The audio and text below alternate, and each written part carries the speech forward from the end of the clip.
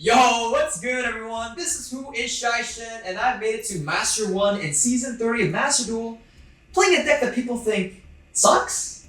I mean, people in the streets have been telling me, yo, you gotta play Fire King this season, dude. You gotta play that Rescue Ace. You gotta play that Snake Eye, dog. That's how you win. And to that I say, man, shut the fuck up. You don't know what you're talking about, alright? I'm playing Memento this season because I thought this deck is still fairly new. Maybe there's some untapped potential that people are not playing in this deck, right? It's super budget friendly, and I think the disruptions are super neat. We have a Snatch Steal, 5 Negates, Pop, we have a lot of extra deck space and a lot of main deck space, so we can like play a lot of non-engine or tech cards, right? And guys, we have to address the artwork. Like, someone showed me this at first, and they're like, you remember this? I'm like, yeah, I think I used to have one when I was a kid. And then they're like, check this out. God, this is how it looks like now? Sheesh, you know what I'm saying? I remember Darkblade, right? Now he's all blinged out with a flaming sword? Come on, man. Look at Anguish. She's kind of bad now. What the hell? So the entire premise is like they're revamping all of these old vanilla cards that do nothing, right? Bringing them back to life, making them playable, and making them look super cool along the way. So this deck already has support, right? In the OCG, it's already there. It's gonna come to Master Duel soon.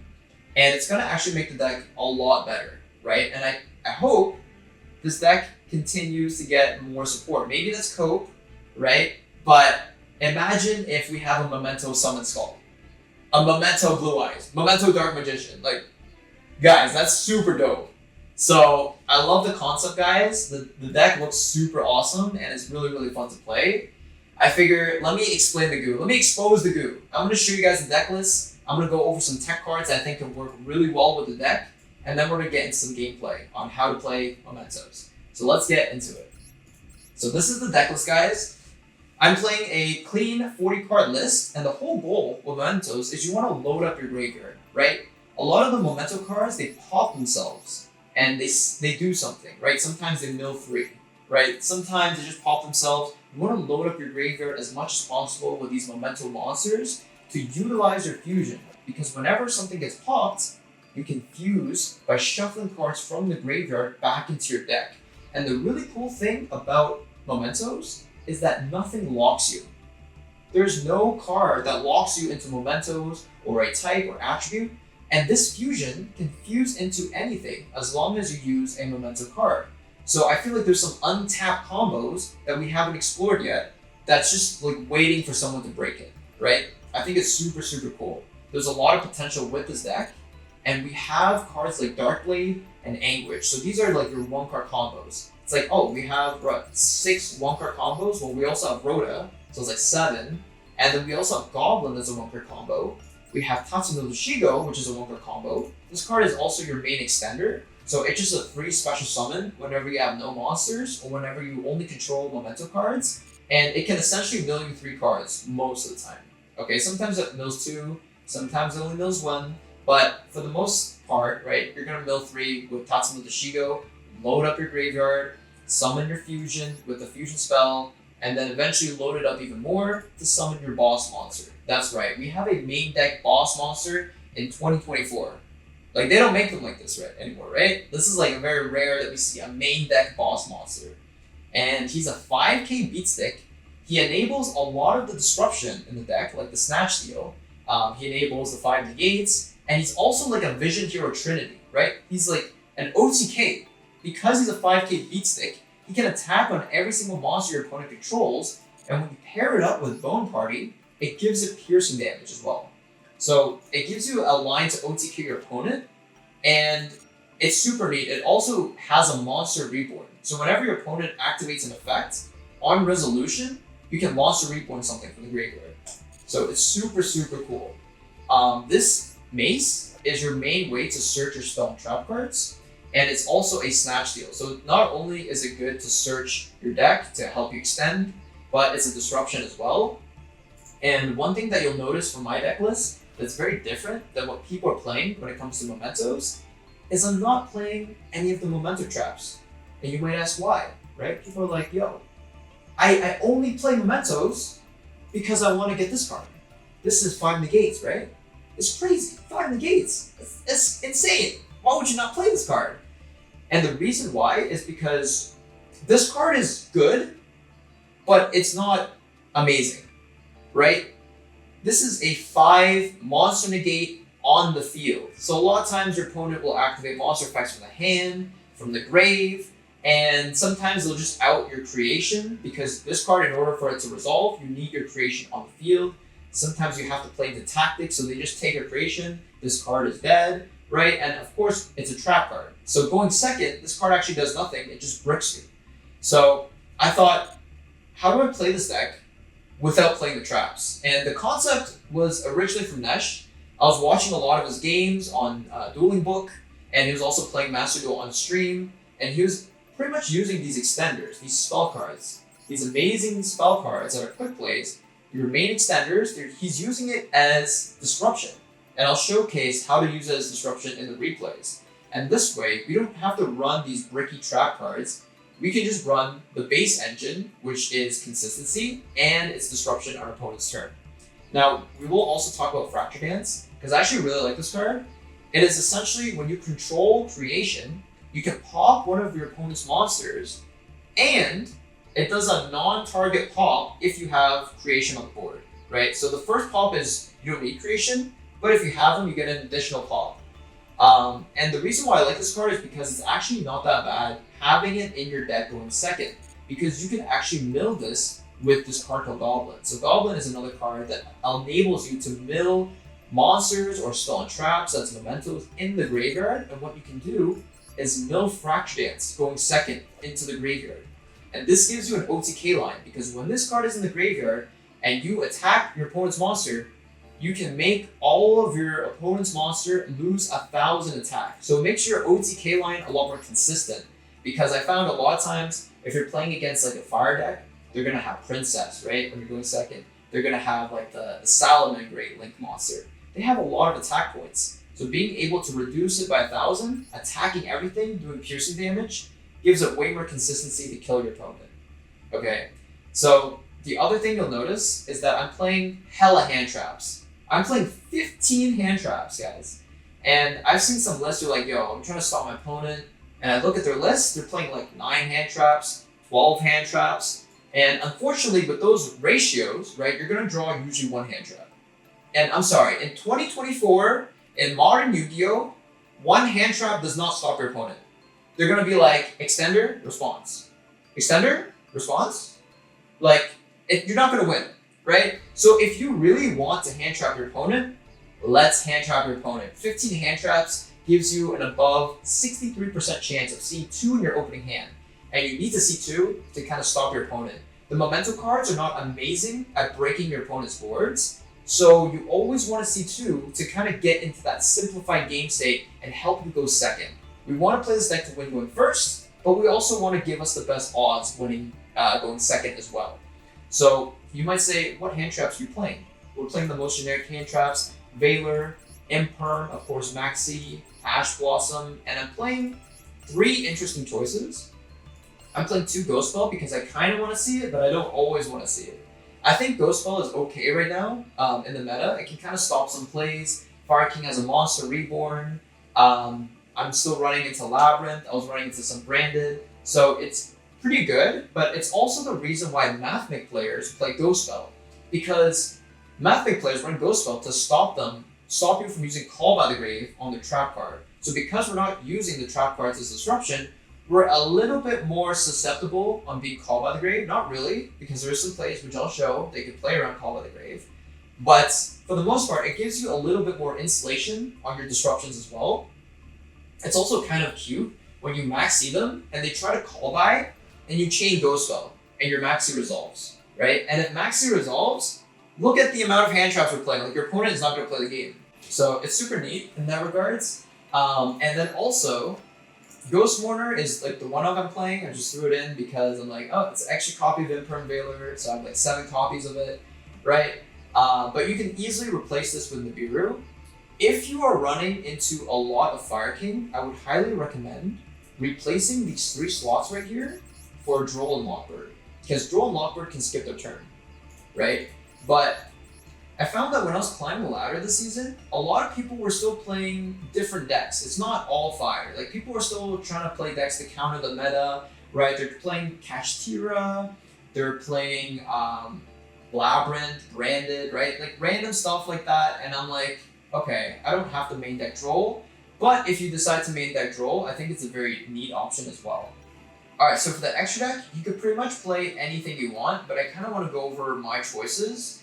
The reason why I say that is you don't really care that much about the extra deck, right? We only care about Twin Dragon mainly. There are some nice cards like Access Code to help us kill, but for the most part, we don't care, right? We can even play a card like Pot of Extra to kind of banish our extra deck. As long as we don't banish Twin Dragon, we're good.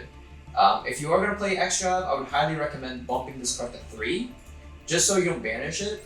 But even if you only have 1 copy, you can always recycle it using the fusion. You can fuse it back, right? And summon like Guardian Chimera by shuffling it back into your extra deck. So just a quick way to kind of utilize your extra deck.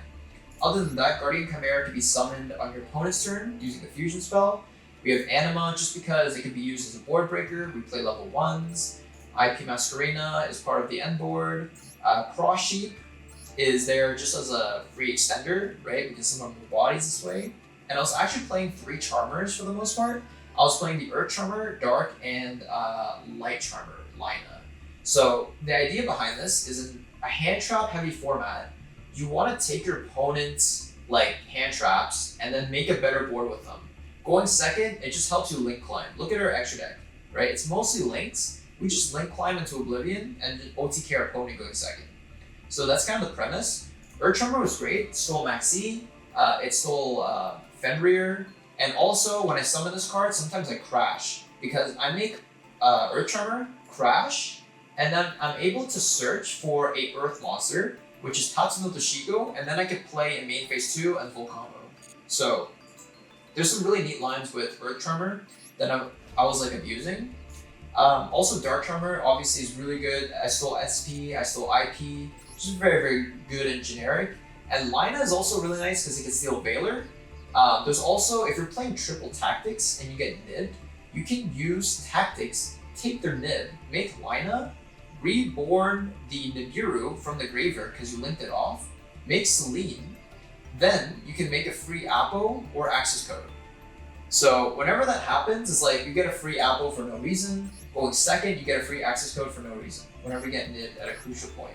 So Lina did feel good, but out of like playing 15 duels, it would come up like only once. So I felt like it was kind of rare that would happen. Ended up cutting it.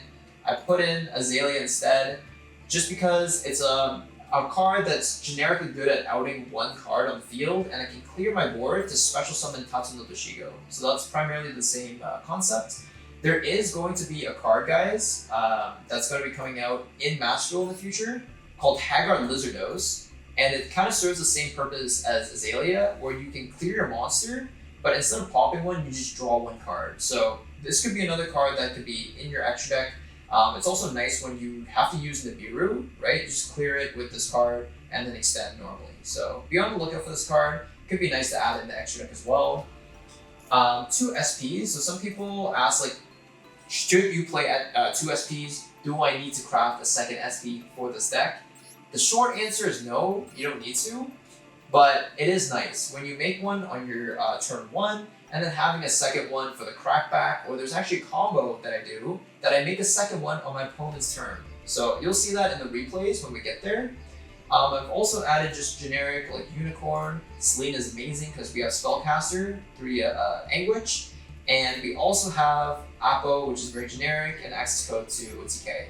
So I want to go through some tech cards that I've experimented with or I thought were really, really good. So I want to show you guys like some spicy tech.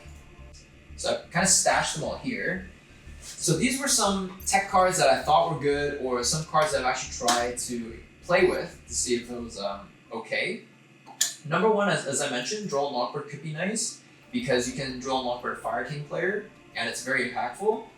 The other thing is, if you are facing against a lot of people using Droll, you can use Crossout, right? Memento doesn't want to get trolled. So if you are facing that, having a target to cross out is nice.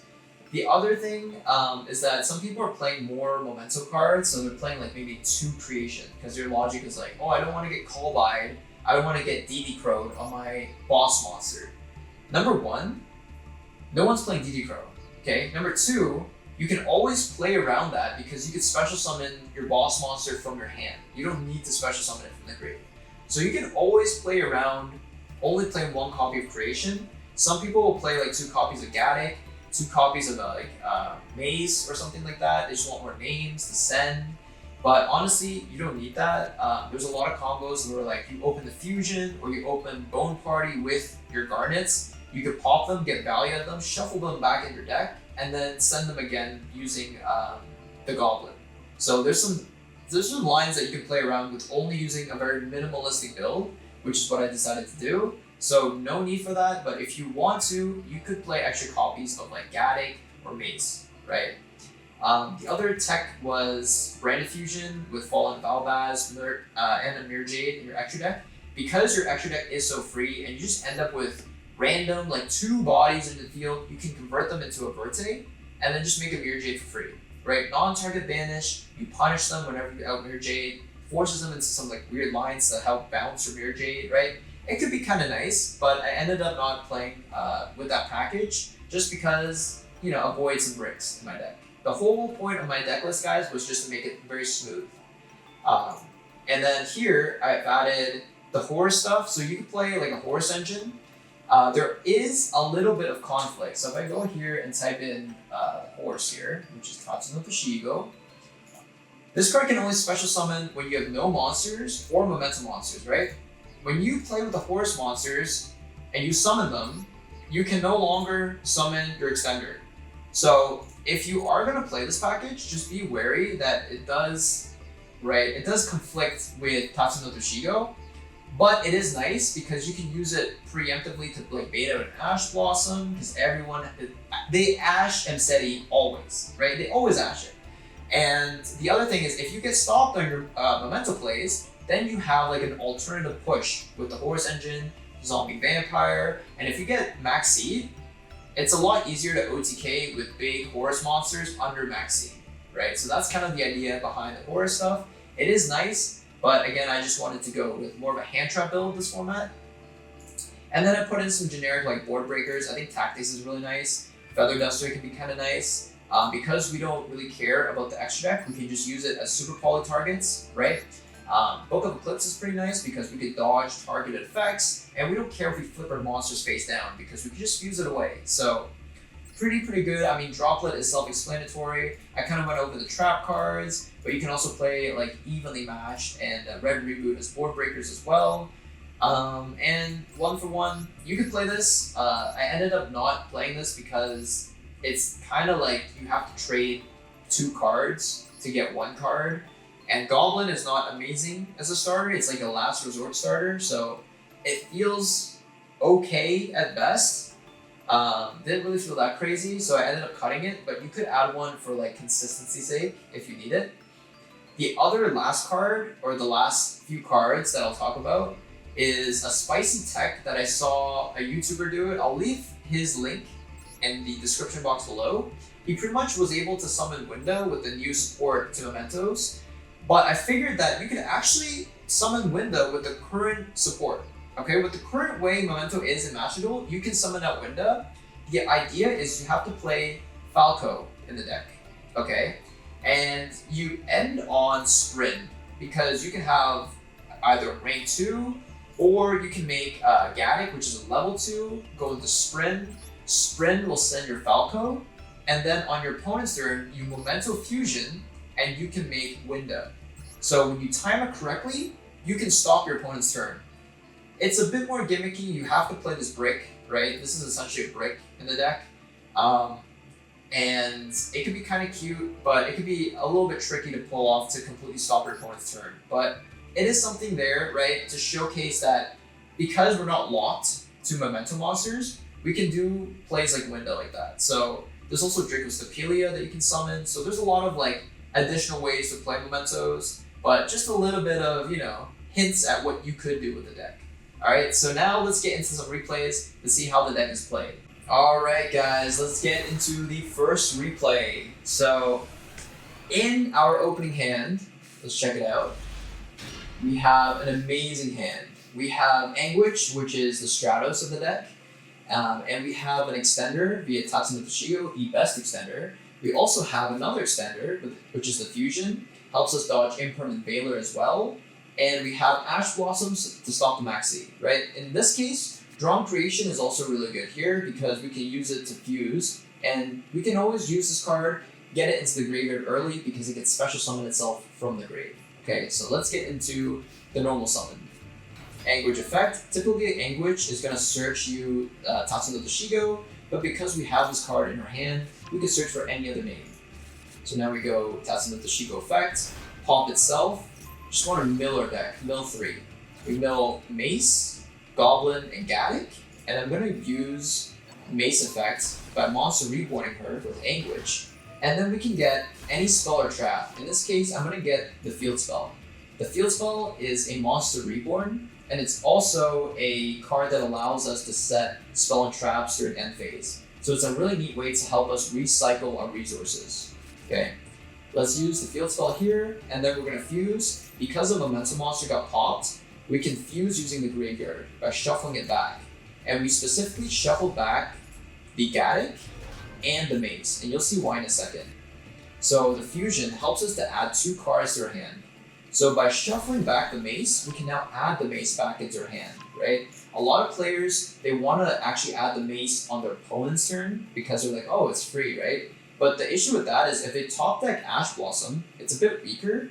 They can Ash your Anguish search on your opponent's turn, and then you can lose your access to Mace. So as a way to prevent that, I just search the Mace on my turn to play around the top deck Ash Blossom, right? And then here, whenever I pop Twin Dragon to search, it's also Monster Reborn, and I reborn Goblin here. So whenever you're playing Memento, guys, goal number 1, load up your graveyard. Goal number 2, look at your graveyard, see what cards you haven't activated yet. So I activated Anguish, okay. I activated Tatsuno Toshigo, okay. I didn't activate Goblin, so let me reborn him, okay. And we have a few ways to reborn. Anguish is a monster reborn, the Fusion is a monster reborn, the Field Spell is a monster reborn. So just keep in mind of what effects haven't you used, and then reborn those cards to get maximum value out of them. So now Goblin is going to activate, allowing us to mill any 2 Memento cards. Doesn't matter if it's monsters, spell, or traps. So we're going to mill Goblin and a Bone Party. Goblin will now summon, add back the Bone Party that we just sent, and Bone Party can pop any card on the field or in the hand. So we can pop the Combined Creation because it's free. It can special summon itself in the graveyard, so why not? And then we activate Darkblade because, again, we're just at this point trying to load up our graveyard as much as possible. We're going to now build our end board. So we'll just get a Link Revo just in case we wanted to use it to dodge on the crackback. Make it IP Masquerena, and this is a IP SP board. And we summon out the Creation by shuffling back 5. Now whenever you summon Creation, guys, you want to make sure that you have other Momentum monsters in the grave, as much as you can, right? So right now we have Horn Dragon, which is going to be our disruption as well, Anguish, and Goblin. The reason why is because if our opponent has Call by the Grave, we can Monster Reborn with Creation, and it doesn't target. So let's say they Call by the Grave preemptively, we can still reborn the card that they didn't Call by the Grave, if that makes sense. Okay? Now, end phase, as I mentioned before, the Field Spell can now sit back the Bone Party. So this board looks super weak, right? It just looks like, oh, you have IP and SP, that's it. But it's actually super, super layered. We have a Snatch Steal. Okay, we can take our opponent's monster, use it as material for IP Masquerena. We have SP, which is self-explanatory. We have Combined Creation, which is a monster reborn on our opponent's turn. We can reborn the Horn Dragon, which is a pop 2 with Bone Party. And Bone Party is going to allow us to search for follow-up. And because we're playing a hand trap build, we obviously have hand traps along with combo. So we have Ash Blossom along the way. So super, super layered disruption. Let's see how my opponent tries to beat this, right? So, okay, Sword Soul in 2024 is pretty low, but let's see what he does. So he goes Monk, and he immediately uses Vishuda to target SP. So I'm like, okay, just chain it. Right, get rid of the Monk, just in case he has another like tangy monster. He also has a Shuna in grave, guys. So he didn't even get value out of this card to extend. He preemptively used Vishuda for no reason, so I just kill a card for free. And because I use the monster effect, I'm now going to play into tactics, right? So if he has tactics, I want to use creation now, because I can only use creation on resolution. So if I don't use it now and he has tactics, he can just take my creation, swing over my IP. So I have to use it now to get the body. Okay, we summon our pop 2. And he's playing a super heavy engine as well, which is kind of neat. But we just ash that with quickness, right? Easy. So let's see what else he has to go through a board.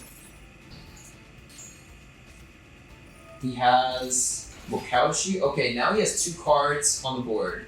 And I'm like, okay, we have a card that says pop 2. So let's pop 2. Bone Party pop Horn Dragon, summon Anguish. Anguish is going to search us for follow-up. So no matter what, we're guaranteed follow-up. And Horn Dragon is going to pop 2. And we have a Monster Reborn for fun. And then my opponent scoops. So you see this, guys? Even without the trap, our disruptions are super, super layered. We have a Snatch Steal that we didn't even use yet. We still have an IP that we didn't even use yet. We can make a 4-mat Apo with their monster. We can make Underworld Goddess. We can make Unicorn. Like, there's still additional disruptions. So this deck is actually pretty good, guys. Even without the traps, you can make a lot of disruptions with the deck.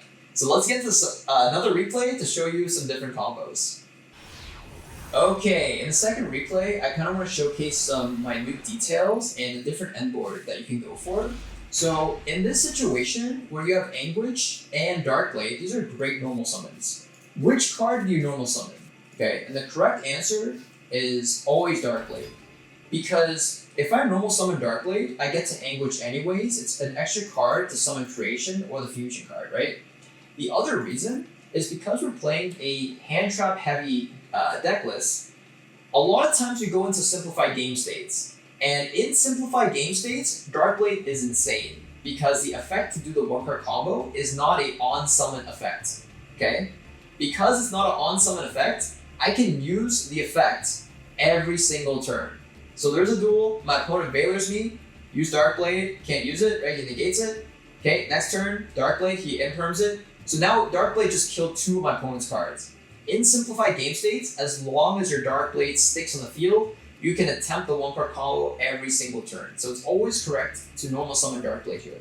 Okay, he goes Maxi, and I immediately, when my opponent uses hand traps, I'm like, what attribute is it, right? Maxi, Earth. Okay, great. Earth Charmer. Valor. Okay, I try to make a line now when I was playing it. If they have Dark, right, for some reason they have like DD Crow, sure, we make Dark. So always be mindful of what they have in the grave going first or second. Here, it's pretty much the same combo, or send 3, then we can go and bring back the mace. A little detail, guys, is every time I see players play Memento, they special summon Gaddock right away. And that kind of plays harder into mid, whereas if you save Gaddock later, you play better into mid. Because what I'm trying to do is use the fusion and summon the Twin Dragon as my 5th summon, because if they nib here, I can use the fusion in the grave to pop the nib token and continue extending. So that's my game plan around it. And it's a bit better because if you have like any other Memento cards, you can search the Bone Party, right? And then you can pop the Memento card and continue going. So that's kind of how you play around it. Same thing here, I like to add back the mace on my turn. And because we didn't have access to the field spell, we're going to now use Gaddock to add back the field spell here. So get this, we have the Monster Reborn now, and we're going to get access to the Bone Party, which is an extender and disruption. So let's go for that. And it's very specific that I'm trying to end on Tatsuno Doshigo because it's an Earth attribute, so that I can bring back the Maxi using the Earth Charmer. So now because he Maxi me, I get to end on Apo plus Creation. Summon it out. And we can use the field spell here, set Bone Party. So pretty similar board, except now it's Apo instead, right? My opponent goes Rhoda, searches Rhinoheart, and he's going to use the effects. Don't negate this, right? You just want to negate the fusions.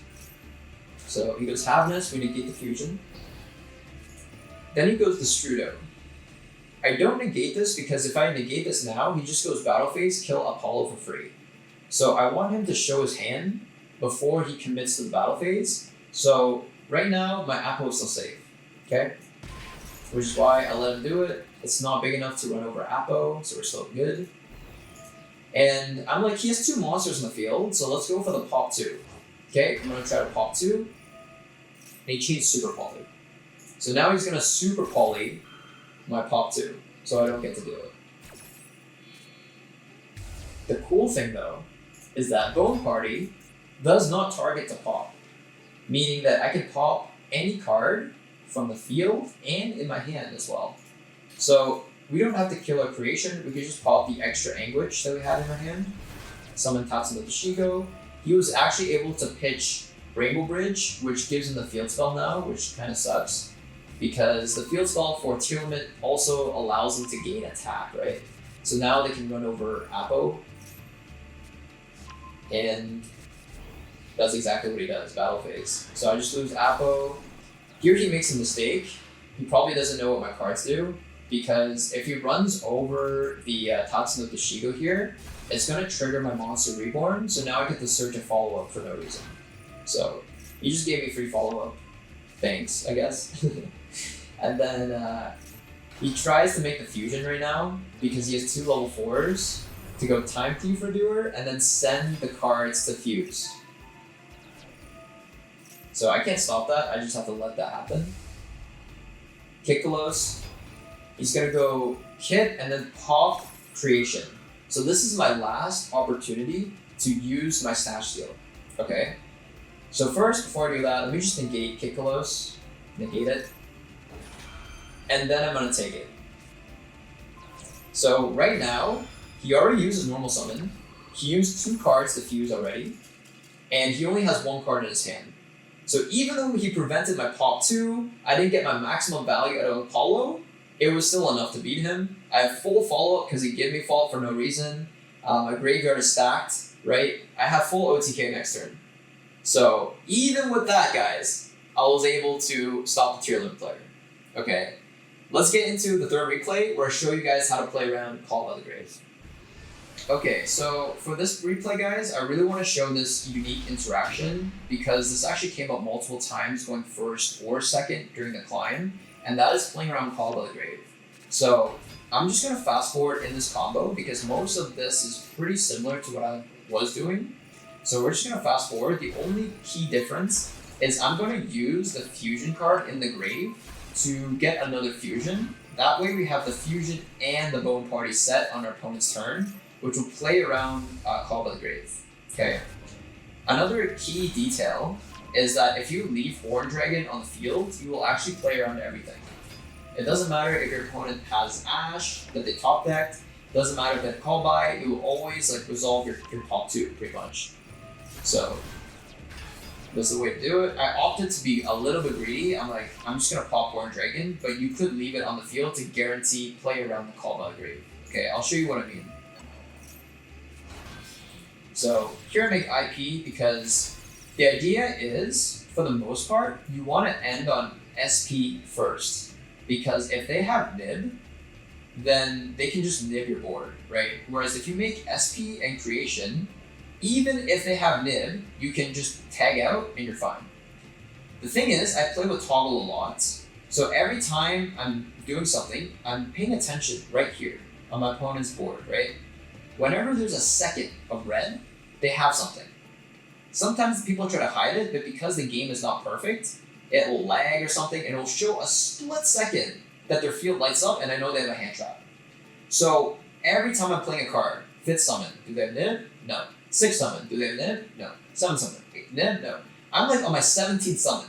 So on my 17th summon, if they don't have Nibiru, then they don't have Nibiru, right? If it was real life, you would not do this because your opponent can always wait, right? You cannot play with Toggle in real life. But because this is a simulator, you can kind of cheat this way. So now, because we could cheat, we end on a better board because now Snatch Stealing and using their monster with IP is just way more valuable than an SP. And we can always make SP with their monster, right? So, pretty good board. And as I said before, this board prioritizes on getting the Fusion and Bone Party to play around Call by the Grave. And you'll see how we do that. So he goes Bonfire, gets Snake Eye Ash. Snake Eye Ash effect, we just negate that with Imperm with the quickness. He's gonna go into Lingering Bow. And then he's gonna summon Witch. Okay, so now, as I said before, I'm going to try to pop 2 cards. Notice that I never trigger Creation to play around Tactics. I only trigger it when I need to trigger it. Okay, don't shotgun this randomly. So now I'm like, this is the perfect opportunity. And people might say, this is like pop 2, right? Pop 2, it's great. I'm gonna pop 3. So we're gonna Bone Party, pop the Horn Dragon. Darkblade is gonna pop the back row by discarding a Memento card. And then Horn Dragon is gonna pop the front row. So we pop 3 cards instead of 2. Then he changed Call by the Grave. Because the Memento monster was popped, we can now use the Fusion to specifically dodge the Call by the Grave. See that? Boom. It's actually better here if I fuse with Darkblade, because it was gonna die anyways, right? But it's fine. We still, essentially, we got rid of 4 cards. We got rid of 3 cards, and then he used Call By, and we dodged it, right? So 4 cards gone. So insane card value. Now, we have a free Monster Reborn for no reason, just to get follow-up. And he has OSS. He searches Kurakara. So now I'm like, oh shit. What activated? Creation activated, Anguish activated. So what I'm gonna do is he already normal summoned, use that Bellstar. He has Kurakara, which he can tribute to my cards and kill IP for free. So instead, I'm just gonna use IP Masquerena on Res and just link away the cards that activated. So now his Kurakara is a brick in his hand. Okay? Go into Apo. As long as I don't trigger Apo, I'm Gucci. Right? I'll only use this card if I need to. And he passes. See that? So he had a brick. He already used everything. 2 cards, unknown, and he can't play the game. So I don't know why he didn't scoop, because we have full OTK with the protection of Apo. So here we can do anything we want. Mill more cards, send Attic again. Attic is an extender, special summon itself, add back the Fusion, and then we can do whatever we want. Make SP, go Creation, summon it again, and we have like more than enough to OTK. So yeah, that's pretty much it. You can utilize the Fusion card to dodge cards like Call by the Grave, and it actually had an application where in some duels I went second, and I used Horn Dragon to pop 2 of my cards for going second, and then he chained Call by the Grave, and I dodged it with the Fusion. So this interaction is actually very important to know. Alright guys, this is going to be the last replay, and I'm gonna be honest guys, unfortunately a lot of the games where I do go second, it's hand trap turbo, right? The whole point is to play a shit ton of hand traps, stop our opponent, 1 card combo them. But I want to showcase what you do in a simplified game state and what decisions I make, right? These little minor decisions to win on the simplified game state war, right? So I'm going second here. My opponent starts with Wanted, like always. Okay, now he pitches Diabellstar for Diabellstar. And here we have a decision. We can use Valor and then save Imperm, but it will play into Tactics. So I'm not going to be greedy. I'm just going to use Imperm to play around Tactics. If he has another extender, we can use Valor, right? But I'm just going to Imperm just to play around Tactics right now. Okay, now he passes. So I'm thinking this could be Snake Eye, and he has maybe just hand traps. So right now, what I'm going to do is Oh, he uses Maxi on draw phase. So I'm thinking if he uses Maxi in draw phase, he must have bricked. He wants to draw, right? He bricked really hard. Let's not give him the draw, because right now we still have 2 negates, okay? And I'm thinking that because he could have just hand traps, he could have like Ghost Ogre or like Ash Blossom, like some dumb shit like that, right? If he has those cards, he can make Baron right now. And look, dude, he makes Baron, right? So we prepared for the situation by setting the fusion. So you might think like, how does the fusion beat Baron? Let me show you guys. Remember, the main idea of Mementos is to load up your grave. So I'm gonna combo on my opponent's turn and just load up the graveyard. Search a bunch of cards, trigger the Monster Reborn, get Anguish, get more cards, right? We're just trying to get a lot of different names to summon Creation.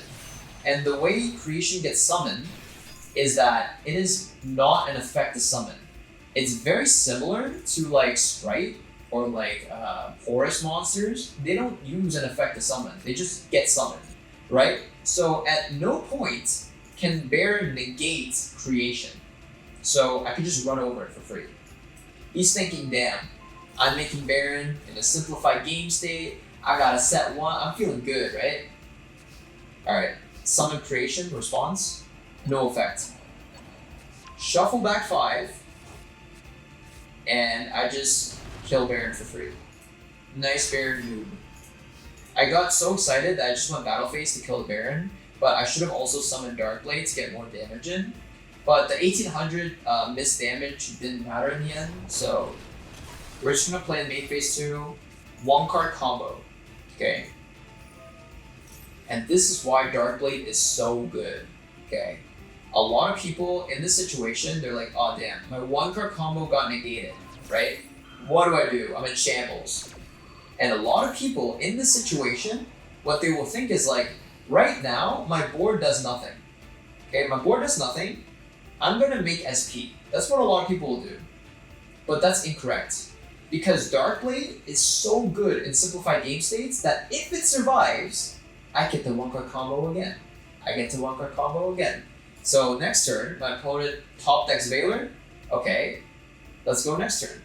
Next turn, my opponent has Imperm. Okay, I could still 1-card combo next turn. So this card trades really well into hand traps. Okay, so it's better to actually leave this card or leave this on the field because I'm guaranteed a follow-up play if it survives. And we already have like 2 negates, right? We don't need extra negates. So I'd rather prioritize the follow-up over everything. And he scoops. And guess what, guys? What did he set? He had a card here that he couldn't use the whole time. Sure, it could be Called by the Grave. It could be like Imperm, right? But if he had Called by the Grave, he could have called by one of my Memento cards to stop the Creation play. So it could, I don't think it could be Called by.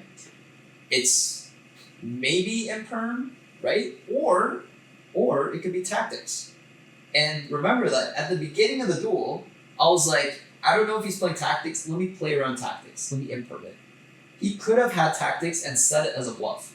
So these small interactions, right, of deciding what you hand trap and how you use your hand trap is super important at winning these like hand trap wars. So don't think like, oh, I'm playing a lot of hand traps, I could just use it mindlessly and I'm gonna win. Sometimes it happens, but a lot of times you have to be smart about when you hand trap. So hopefully that gives you a kind of nice summary on the mid-range version of Mementos I played this season. This deck was really fun, and hope you guys enjoyed the video. This is actually my first YouTube video, so if you guys liked it, give me a like. Maybe in the comments you can tell me, you know, what I did wrong.